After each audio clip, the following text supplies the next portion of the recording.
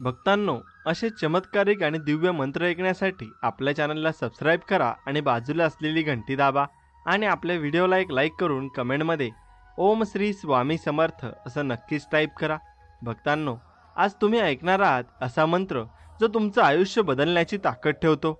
हा केवळ आवाज नाही, तर तो आहे एक जिवंत कंपन, एक दिव्य ऊर्जेचा प्रवाह जो तुमच्या मनाला आणि आत्म्याला जागा करतो. जेव्हा तुम्ही हा मंत्र श्रद्धेने ऐकता तेव्हा त्या लहरी तुमच्या विचारांवर, भावनांवर आणि वातावरणावर परिणाम करू लागतात. हळूहळू तुमच्या मनातली गोंधळाची धुंदी नाहीशी होते आणि तिच्या जागी निर्माण होते शांतता, आत्मविश्वास आणि समाधान. ही साधना म्हणजे तुमच्या आत्म्याशी पुन्हा जोडणं आहे. तुम्ही कधी विचार केला आहे का, आपल्यात किती अपार शक्ती दडलेली आहे, पण ती जागी होत नाही कारण आपण तिच्याशी संपर्क हरवतो.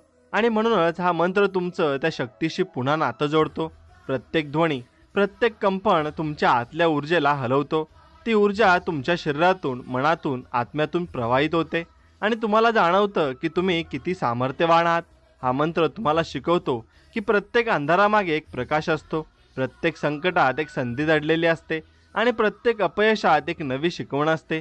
जेव्हा तुम्ही हा मंत्र दररोज ऐकता तेव्हा तुमच्या विचारांची दिशा बदलते आणि तुम्ही जिथे नकारात्मक पाहत होता तिथे आता शक्यता दिसू लागतात. ही साधना तुम्हाला तुमच्या जीवनाचा एक नवा दृष्टिकोन देते. तुम्ही जाणवता की तुमचं अस्तित्व हे केवळ शरीरापुरतं मर्यादित नाही, तर तुम्ही एका दिव्य शक्तीचा भाग आहात जी सतत तुमचं मार्गदर्शन करत असते. हा मंत्र म्हणजे त्या शक्तीशी संवाद साधण्याचं माध्यम आहे. सकाळी उठल्यावर जेव्हा तुम्ही हा मंत्र ऐकता तेव्हा दिवसाची सुरुवात एका वेगळ्या ऊर्जेने होते.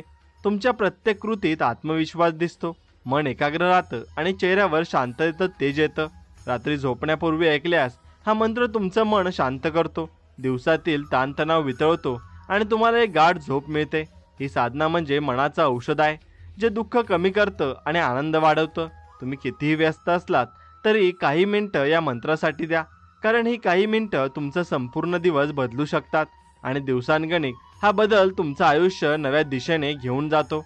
हा मंत्र तुमच्या विचारांना शुद्ध करतो, तुमच्या शब्दांना अर्थ देतो आणि तुमच्या कर्मांना तेज देतो. तुम्ही जिथेही असाल तिथे या ध्वनीच्या माध्यमातून स्वामी समर्थांची आणि त्यांच्या कृपा ही तुमच्यापर्यंत पोहोचत असते. ती तुम्हाला सांभाळते, मार्ग दाखवते आणि योग्य निर्णय घेण्यासाठी प्रेरणा देते. या मंत्रात असलेली शक्ती अशी आहे की ती केवळ तुमचं मन शांत करत नाही, तर तुमचं संपूर्ण वातावरण सकारात्मक बनवते. जिथे हा मंत्र गुंजतो तिथे द्वेष नाही, तिथे असते एक फक्त शांतता, प्रेम आणि कृपा. हा मंत्र ऐकताना डोळे मिटा आणि जाणवा की तुमच्या आत काहीतरी हलतंय. एक नवा प्रवाह सुरू होतोय जो तुम्हाला तुमचं खरं अस्तित्व दाखवतोय. तुम्ही ज्या गोष्टीसाठी वर्षानुवर्ष प्रयत्न करत आहात त्या साध्य करण्याचं सामर्थ्य तुमच्यात आहे. फक्त ते ओळखण्याची गरज आहे आणि या साधनेतून ते शक्य होतं.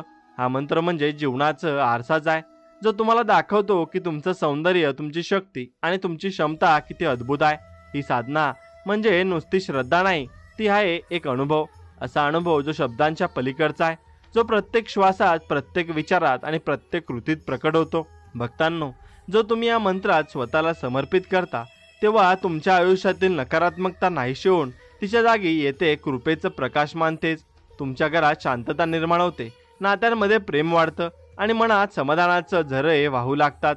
या मंत्राचं श्रवण म्हणजे स्वतःला पुन्हा शोधणं आहे, स्वतःवर पुन्हा विश्वास ठेवणं आहे आणि जीवनाला पुन्हा एक अर्थ देणं आहे. स्वामी समर्थ महाराजांचा आशीर्वाद या मंत्राच्या माध्यमातून तुमच्यापर्यंत पोहोचतो आणि तुमचं आयुष्य दिव्यतेच्या वाटेवर नेतो. म्हणून भक्तांनो, दररोज काही क्षण स्वतःसाठी राखा, हा मंत्र ऐका आणि मन शांत करा आणि अनुभवा की स्वामी समर्थ महाराजांची कृपा तुमच्या प्रत्येक श्वासात मिसळली आहे. ती तुम्हाला बळ देते, दिशा देते आणि तुमचं आयुष्य नव्या प्रकाशात उजळून टाकते. श्रद्धा ठेवा, सातत्य ठेवा आणि अनुभव घ्या की कसं हे मंत्रस्मरण तुमचं जीवन खऱ्या अर्थाने बदलून टाकतं. कारण जिथे श्रद्धा असते तिथे चमत्कार घडतात आणि जिथे स्वामी समर्थांची कृपा असते तिथे काहीही अशक्य राहत नाही. एवढं लक्षात ठेवा आणि त्यानुसार तुम्ही नक्कीच पुढे चालत राहा.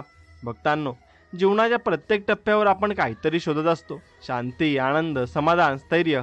पण हे सगळं बाहेर सापडत नाही, ते आपल्या आत असतं. हे तुम्ही ओळखलंच पाहिजे आणि ते ओळखलं तर तुम्हाला नक्कीच नवी दिशा मिळेल आणि त्या दिशेनुसार तुम्ही पुढे चालत राहाल.